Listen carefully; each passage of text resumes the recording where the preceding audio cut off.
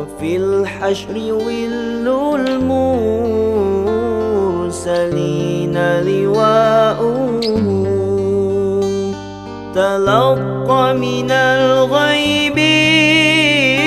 المجرد حكمة بها أمطرت في الخافقين سماؤه بها أمطرت في الخافقين سماؤه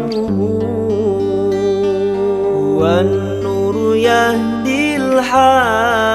الحائرين ضياؤه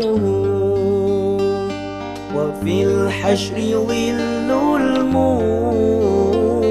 المرسلين لواؤه